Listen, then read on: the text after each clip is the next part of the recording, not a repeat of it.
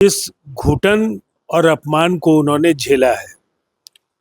उन्होंने इस्तीफे के कारणों की जो बड़ी वजह बताई है, तेजस्वी यादव पर उन्होंने आरोप भी लगाया कि उनके इर्द गिर्द दीमक पार्टी को चाट रहे हैं। अनेक नेता एनडीए के नेताओं के संपर्क में हैं और एक बड़ी भगदड़ की आशंका को नकारा नहीं जा सकता। अक्सर वो गायब होते हैं जब उनकी जरूरत पार्टी को होती है। पार्टी के बड़े फैसले उनके इर्द गिर्द रहने वाले लोग ले रहे हैं। डूबती नाव पर कोई सवारी करने के लिए तैयार नहीं है। प्रशांत किशोर जी ने लोगों को बहुत सब्जबाग दिखाया। नीतीश कुमार जी ने जो 20 वर्षों में बिहार का कायाकल्प किया, उसका लाभ बांकीपुर को बहुत ज्यादा हुआ है। जेडीयू के प्रवक्ता राजीव रंजन प्रसाद हमारे साथ बातचीत करने के लिए हैं। महागठबंधन और आपके जो विरोधी दल हैं, इस समय नेता छोड़ कर भाग रहे हैं। आरजेडी के प्रवक्ता मृत्युंजय तिवारी ने भी कल पार्टी से इस्तीफा दे दिया है। कई आरोप उन्होंने आरजेडी पर लगाए। ये तो शुरुआत है। जो पार्टी मृत्युंजय तिवारी जैसे निष्ठावान कार्यकर्ताओं की उपेक्षा करेगी, उसे इस तरह के नतीजों के लिए तैयार रहना चाहिए।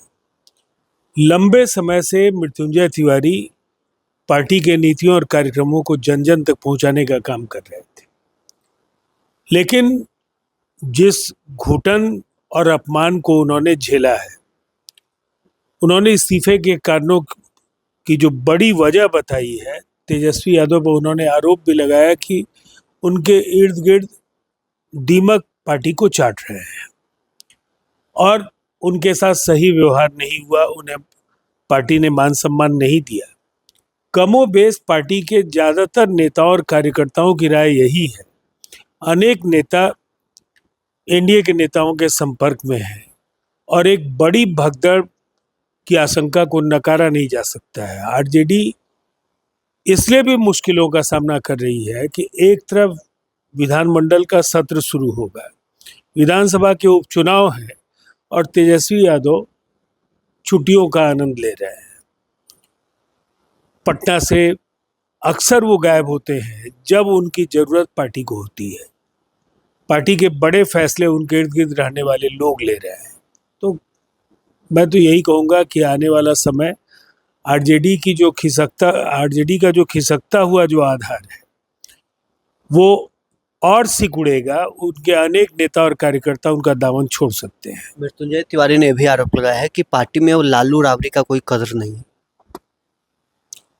अब देखिए, ये बेहतर तरीके से तो वही बताएंगे, लेकिन ये सच है कि अब उनके पोस्टर्स और बैनर्स में लालू जी और राबड़ी जी का सम्मान तो वो नहीं रखते हैं, लेकिन उनका ये अंदरूनी निर्णय है। कार्यकर्ताओं को बांध नहीं पाएंगे, नेताओं को रोक नहीं पाएंगे, लालू जी और राबड़ी जी का सम्मान नहीं कर पाएंगे, तो फिर तेजस्वी जी कहीं ना कहीं जो अब तक का सबसे निराशाजनक प्रदर्शन, जिसमें 25 सीटों पर उनकी पार्टी सिमट गई है, वो कहीं ना कहीं पार्टी का नेता इसके लिए जिम्मेदार तेजस्वी यादव को ही मानता है।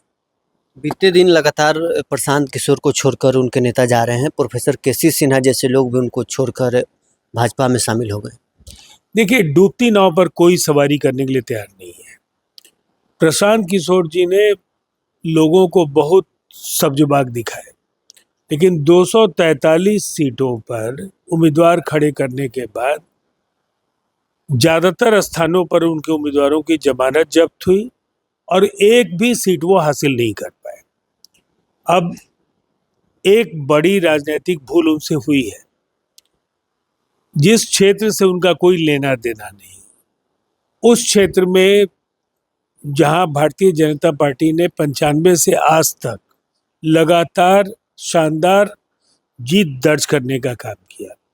कभी नवीन किशोर सिन्हा जी चुनाव जीतते रहे, उसके बाद नितिन नवीन जी ने लगातार क्षेत्र की जनता से, दोनों ने ही संपर्क बनाए रखा और मजबूत सांगठनिक ढांचा खड़ा किया।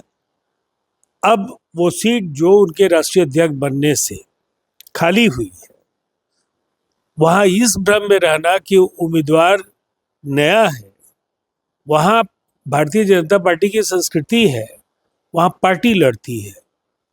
और पार्टी बहुत ही मजबूत है। एनडीए के अन्य 4 दलों का साथ है वहाँ।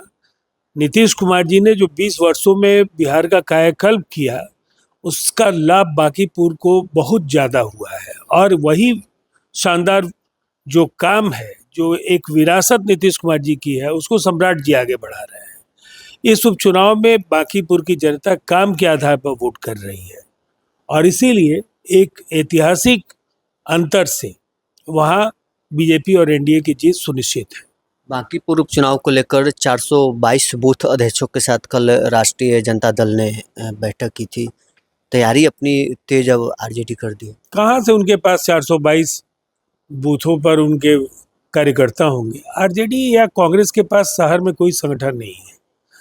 वो इस तरह के मतलब हवाई जो एक्सरसाइजेज है ना, इस तरह से वो लोगों को गुमराह करने के लिए, बयान देने के लिए ठीक है।